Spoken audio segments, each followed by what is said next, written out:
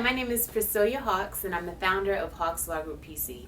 Today I want to talk a bit about professional services agreements, and I want to talk specifically about some of the clauses that you want to consider including in yours.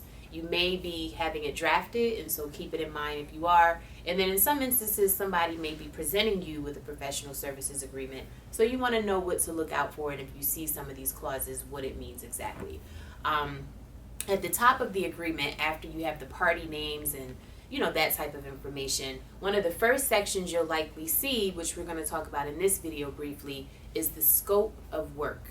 Now, this section is really, really important, and I tell people never feel like you are being petty if you are as detailed as possible, because this is the section where you're going to say what exactly happens with respect to the engagement. So if you hire a videographer, for example, to come and film your event, but you don't tell the videographer that when the event is over, you have a private VIP section that's taking place for another hour and a half, and you want to get some shots of that, and they're ready to go home after the main event, is the videographer wrong?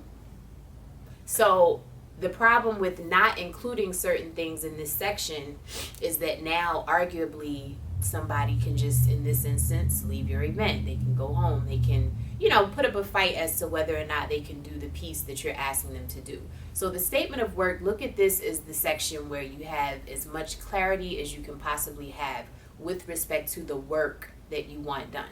And that's so important, because if there's no clarity there, nobody wants to be in a situation where they're, kind of fighting with someone to provide services.